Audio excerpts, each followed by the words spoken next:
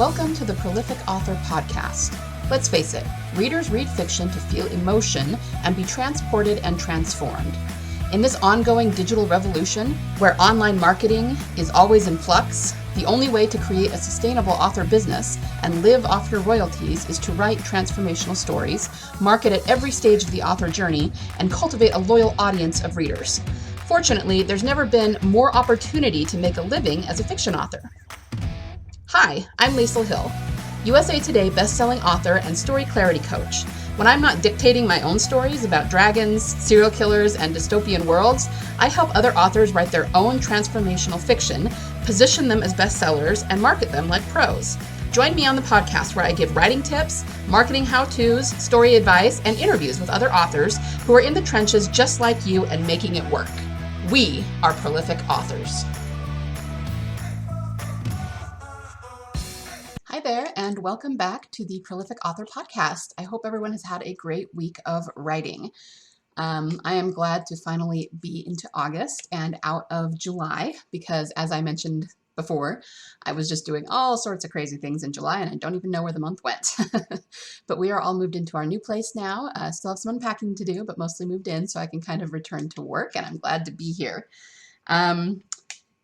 So the interview I have for you today is really, really interesting. It is with PD Alleva, who is a sci-fi and horror writer, and we talk a little bit about using psychology to craft your characters and how if you write similar but different genres, that can actually pull your audience in to read everything you write. And so I thought this was a really fascinating conversation because I write different genres. Not all of them necessarily apply here. Some of them are so different that you're not going to have any crossover at all.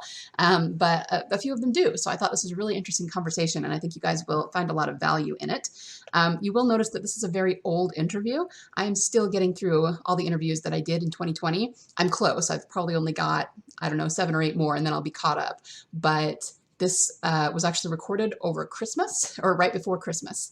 You'll hear us talk about Christmas coming in the interview, which was December of 2020. So it's obviously taken me a long time to get through to all of these interviews, but it is a really, really fun one, and I'm excited for you guys to hear it. The only other announcement that I wanted to make is that I am looking for a handful of clients who would be interested in having me run their Amazon ads for them. I've had quite a bit of success with my Amazon ads, but I want to do more research and run even more of them so that I can better teach my clients how to do Amazon ads. So I'm just looking for people who would be interested in paying me to do that for at least a few months. I can teach them how to do it, but the idea is that after a few months, you will have some targets that work really well. Obviously, I can't necessarily guarantee anything, especially depending on what your cover and your blurb looks like. But if there's a problem with conversion, I can help you with that. I can show you what you need to do to fix it. So at the very least, you'll know what you need to do in order to get your Amazon ads to work. And chances are I will be able to get them to work for you. So if you are looking to have somebody run your Amazon ads, I'm much cheaper in my prices than most other people who do this because it is just kind of a small experiment for me. I have only a handful of slots, so if you're interested, make sure and contact me immediately. You can always DM me on Facebook at The Prolific Author, or you can email me directly at liesl@authorlkhill.com, and I will put both of those in the show notes. Okay, so with that, let's hop into the interview. All right, so we are here today with Paul Alleva, who writes under the initials PD. How are you doing today, Paul? I'm doing great. How are you? I'm good, good. You all ready for Christmas? I'm definitely ready for Christmas. Presents are bought, the food's just waiting for me to eat it. Good, good. Right? Yeah, I think I'm about ready. I definitely have some more holiday baking to do, but other than that, I think I'm good. So. Right. Time to relax and chill out, right? Right. I agree. Great. And you're in Florida, right? So. Yes, I am. Sunshine State. Yeah. Hopefully, we're supposed to have decent weather, though, on Christmas. I think it's supposed to be the high is 72. Wow. And the low on Christmas, I think, is 55. So it's not that bad. Yeah, for sure. Right? We're definitely going to be colder than that where I live, but. Understood. Hopefully you get a white Christmas. Yeah, I don't know if we will. It seems like I was looking at the weather and it's maybe going to snow like the day after Christmas, so we might not quite get it, but the weather apps only halfway know what they're talking about anyway, so. This is a fact. Yeah. Definitely can't rely on those, No. Why don't you start by telling our audience who you are and what you write? Okay, so PD Alleva, and I write mostly science fiction and then horror novels as well. And Great. I'm also a semi-retired kind of hypnotist and behavioral therapist, specializing in trauma and addiction. Interesting. Interesting. So you did your nonfiction books before you got into fiction then? Correct. So I have one nonfiction book. It's called Let Your Soul Evolve that I wrote with a few other therapists and a few philosophers as well.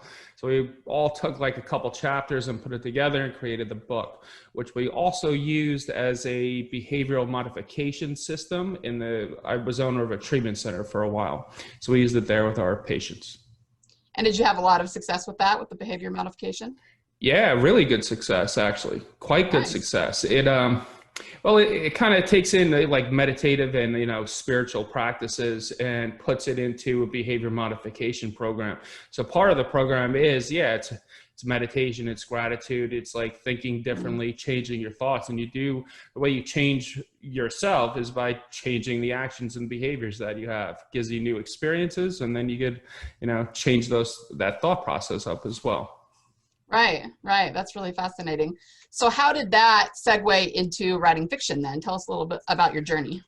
Okay, all right. So I've always written fiction. All right. So Okay. I wrote my first book when I was 12 years old. So I've always been a writer, wrote a lot of novels. First novel was actually published in 2011, and that was Indifference. And that's more of a psychological literary thriller, as you could say. It's about a misdiagnosed paranoid schizophrenic who discovers he has the powers to heal other people. Wow. And then that segued into the nonfiction, which is what I was into at that time. And then, A Billion Tiny Moments in Time. So that is a metaphysical family saga. And that was actually written a long time ago, probably in 2010, but only published a few years ago. And then, so that's Metaphysical Family. And then we have Twisted Tales of Deceit, which is a collection of 3 dark fiction tales, one of which is Knickerbocker, which is a reimagining of the Headless Horseman. And it has a modern day twist because all the characters are recovering addicts, and they're all employed as teachers at the prestigious Sleepy Hollow private school. So I had a lot of fun with that one. Yeah, that sounds way fun. Yeah, no, it was a lot of fun. I grew up in Westchester County, New York. So, Headless Horseman was the thing. Been to Washington Irving's house in Tarrytown. I couldn't tell you how many times, how many school field trips we took there. So I definitely always loved the story and, wanted to do something with it. So I figured, why not, right? Right. And then Presenting the Marriage of Kellyanne and Jerry Denimer is metaphysical, supernatural, definitely dark fantasy, has a tinge of horror, and it is about let's see, there's more than a few things going on. I'll give you the quick gist of it. It's the main character, his name is Jerry. He's married to his wife, Kelly. They have 2 kids. He is a very famous actor whose career has just taken a dive, and he decides to try to hang himself. But when he tries to commit suicide, it's thwarted by a voice in his smart TV that takes him into the TV, into another dimension where he has to go through his past to try to figure out what is going on in his life and what's led him to this point. But at the same time, there is a terrorist in LA, and there is a riot that's about to happen because the terrorist is going to be extradited and people don't want that to happen. And there is a link between Jerry and this terrorist that you find out in this alternate dimension. Interesting. Yeah. Interesting. And then my 6th book, which is The Rose, is a dystopian science fiction thriller. And that takes place immediately after World War III in dystopian America, and you find out that alien vampires have conspired with elite humans to turn the human population into easily controlled zombies. Nice. Nice. Always fun. So we have a lot of things we could kind of unpack there. So let me start by asking, when you say metaphysical family saga, what does that mean? Can you explain what you mean by that? Sure. So it traces a family over 4 different generations. And within that generation, the first generation, the person had passed away. And so metaphysically, she is the mother of the main character, Thomas Bittmore. She's coming back to kind of help him survive through these generations and help the other generations as well. And it's mostly about immortality, you know, leaving Okay. part of ourselves behind. So would you consider it somewhat paranormal, or is it different than paranormal? Nah, definitely not paranormal. More metaphysical. It's very light. I actually call it my Hallmark card movie. Right? If I Okay. had a book, that's what it would be. So it's very sweet. It's very nice. It's very literary. But Okay. there's this whole metaphysical aspect going on to it that goes into life and death and immortality and all that other good fun stuff. Yeah. Yeah. And so my next question is, how do you find that your background in behavioral science, if we can call it that, how does that end up impacting your fiction? I mean, it sounds like you play with it a lot in your fiction. So I do. I tell enjoy us it. about that a little bit. I love getting to a character's head, and I think that's the biggest part that gets in there, the psychology behind it, and psychology Hmm. behind motivation. You know, what's making each character tick. You know, Right. what is the past? What has led them to this point? And I think, I mean, I've probably done almost hundreds of biopsychosocials, which is just assessing a person or an individual or client. And I think that's definitely rubbed off into the writing and how I choose to portray my characters. And even with the Rose, it is written in multiple points of view. So you get into the heads of all the characters, not just the protagonist, you know, but you're also in the heads of the alien vampires, gray aliens, and a whole bunch of other wild characters. And it's a lot of fun. Yeah. You know? Yeah. I think that's really fascinating. I'm really into psychology, so I love stuff like that. And I think it probably creates really, really interesting characters, you know, Yeah. in your novels. The depth. I love depth. I love character depth. You know, just not Right. you know, I don't even like 3-dimensional, but 2-dimensional definitely not. You know, I like 5th-dimensional characters. Right. Well, I was thinking about that when you were talking about the one about the terrorists. It sounds like you write pretty complicated plots. So how do you come up with your stories? Is there a particular process, or you know, do you continually add elements to make them complicated, or do they just come to you that way? They pretty much, I think that's just the way that my brain is working at this moment in life, you know, so it definitely Yeah. just comes to me as I'm writing. First, it's like the idea drops in the head and I'm like, I definitely want to write this book and write this story. And then it's just kind of like develops over time. With a few of my books, you know, I'll take notes and stuff like that. And with the series, which is the Rose, 7 books, yeah, I definitely got to plot out what's going to happen in book 7 so I can make Hmm. sure I'm getting it right now. But other than that, the story within itself is just developing on its own. Interesting. Yeah. So do you plot a lot, or are you more of a pantser or discovery writer? I'm more of a pantser. I love Okay. just sitting down and letting the fingers just go, let it go.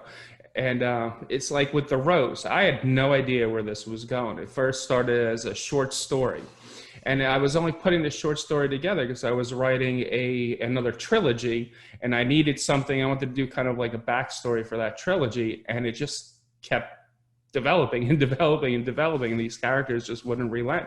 So everything that all the surprises that are in there were a surprise to me. I just kept going. Mm. Then now this character's here, so what's this character about? And yeah, and then ended up it's going to take 2 volumes. So little short story to 2 volumes, and then you know the other series after that too. 7 books in total. Wow.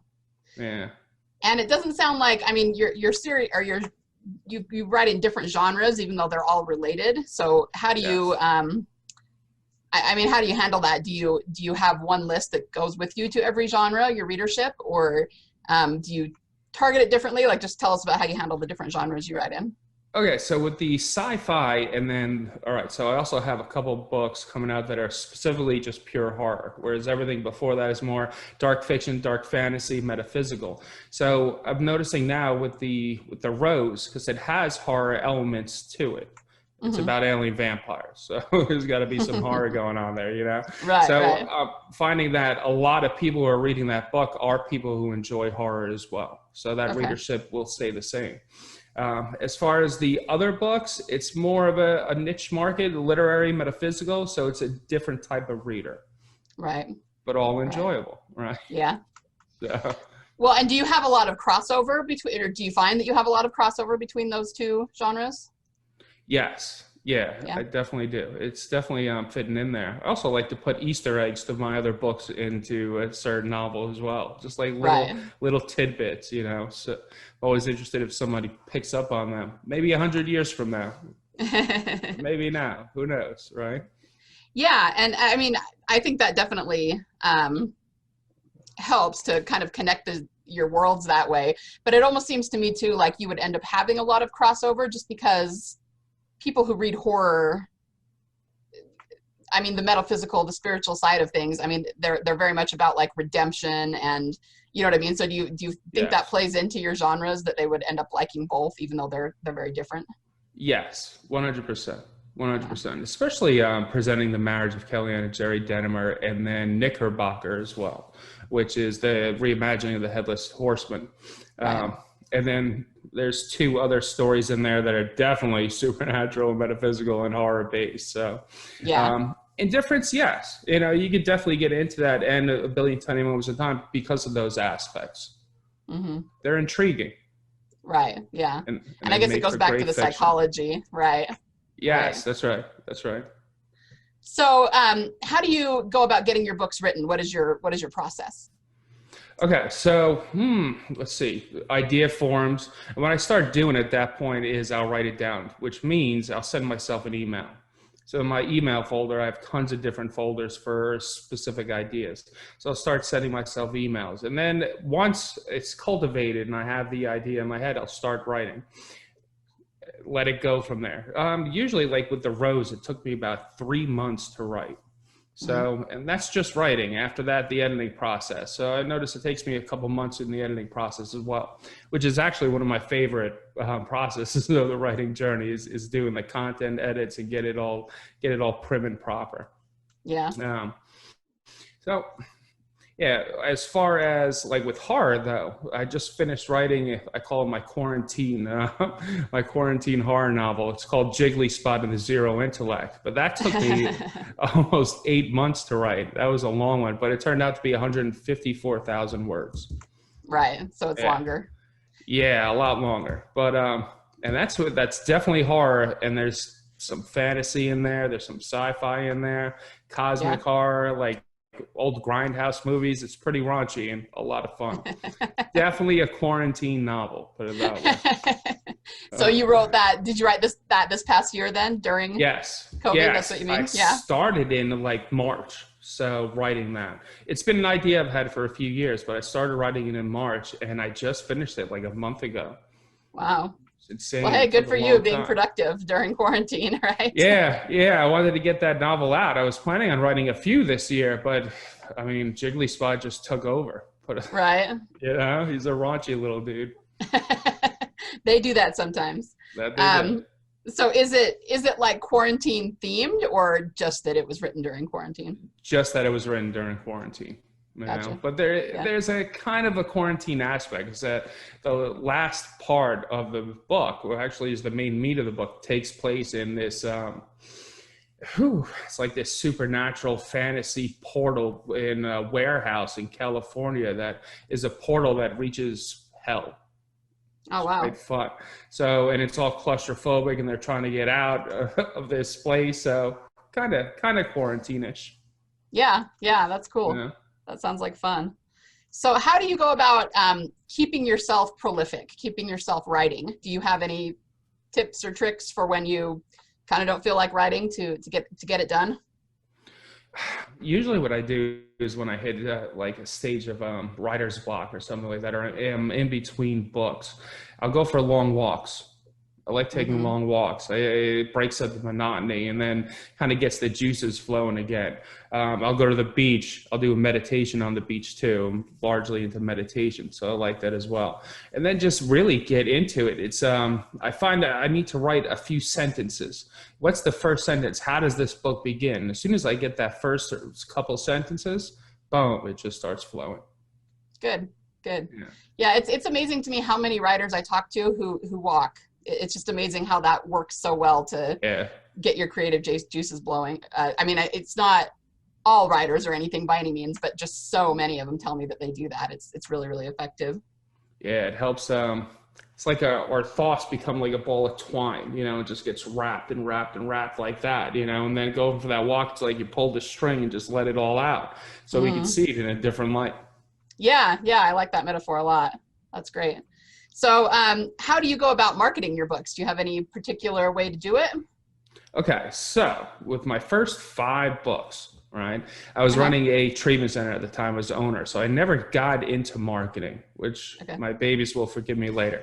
So with the Rose, I was like, all right, it's time, right? I'm going to be a full-time writer. This is what I'm doing. So I started taking a little bit less time at my private practice I have with my wife, and I'm like, all right, I got to figure out this marketing. Still trying to figure it out, but what has been going good so far? Newsletter, like building my newsletter, has done really well. That's a definite fact. Good, good.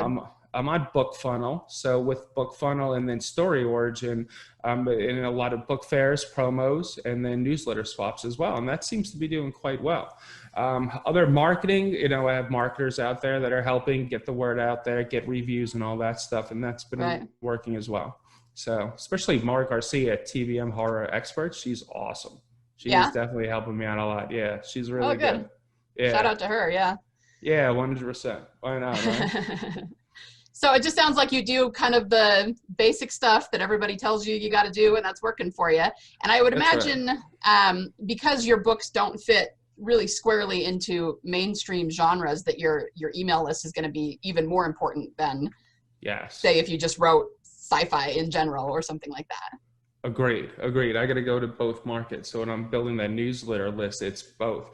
I'm targeting sci-fi and I'm targeting horror at the same time to get people in, you know. So and hopefully that continues to grow and maintain.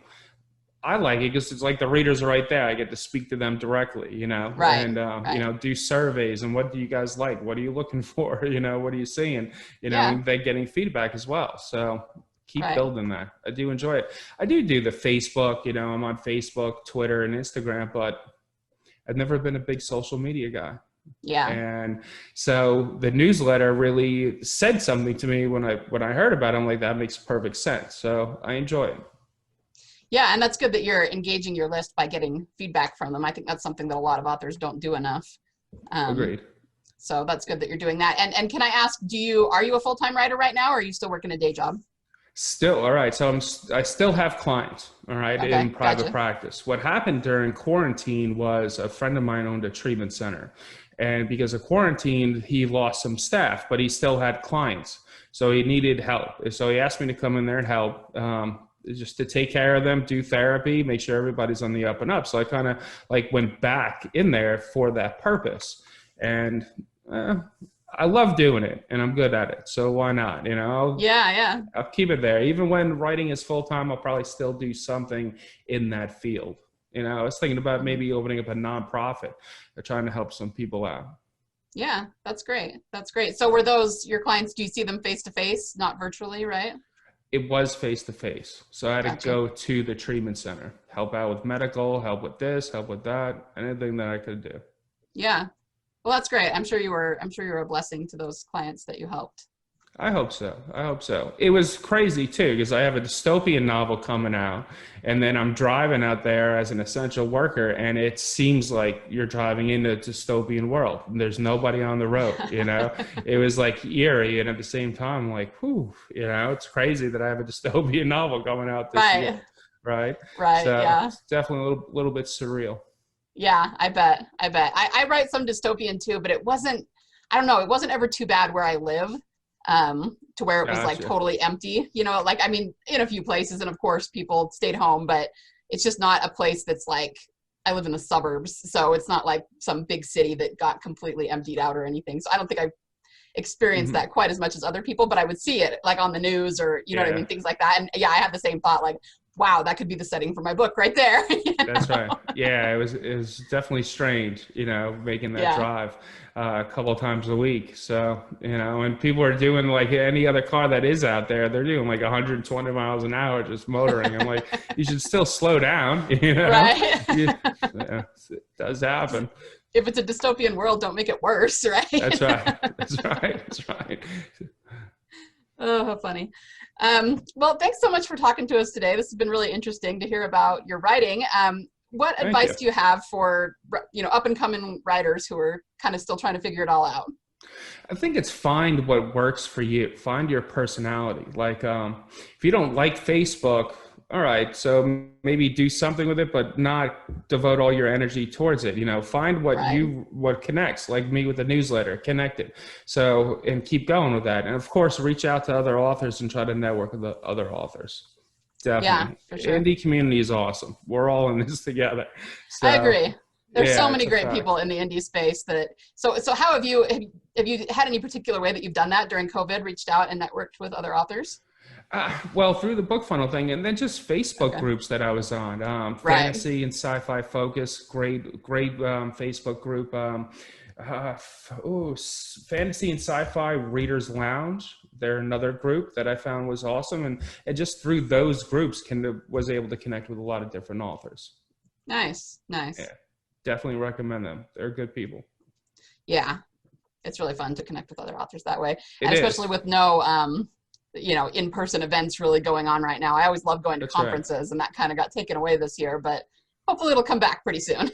I agree. I hope so too. I haven't gone to those conferences yet. That was part of the marketing plan for this year. And then Rats. obviously we know what happened, as far as like, all right, I'm ready to market. I got to hit these conferences, and then whoop, pulled that rug out from under me. So, all Right. right, refocus. But that's how I figured out the mailing list thing. So Right. not bad. And then when they come back around, yes, I'm hoping to be there. So I'd Yeah. like to do some other things too. My son used to work at haunted houses. We went to haunted house conventions. I like to bring my horror novels there, Yeah. stuff like Yeah. that, fun stuff. Because there's major ones and big ones, but there's little ones out there as well that I could hit. Comic-Con, I definitely want to hit Alien Con. Yeah. That would You be know, fun. yes, that I will. That I will. Yeah. Like-minded people are fun. Right. Yeah. Well, it's just, there's something about being at events and just kind of the energy of it, of brushing shoulders with Yes, people who love what you love and do what you do. And I think we kind of miss that in the virtual events, but I'm proud of us that we can pivot and do them virtually, during a time like this rather than them just going away. And I think that the indie community has done a really good job with that. agreed. Great. Well, thank you again so much. That was great advice. Where can people find you and your books if they want to connect with you or read what you've written? Best place to go is pdalleva.com. Alleva. All right. I will make sure and link to that in the show notes so that people can All find right. you. And yeah, thank you again, Thank and you. good luck with everything that you do. Hey, thank you very much for having me. It's good talking to you. You too. Bye. Me again. Before you go, if you found value in this episode, I would love it if you could leave me a review. Reviews are the best way to show your appreciation and help others find this podcast. Be sure to screenshot it, share it on your favorite social media network, and tag me at LK Hill Books. Remember, the world needs your stories. Only you can change someone's heart with your fire-breathing dragons, your mind-blowing mysteries, your epic romances, and your intense thrillers. So join the revolution and be a prolific author.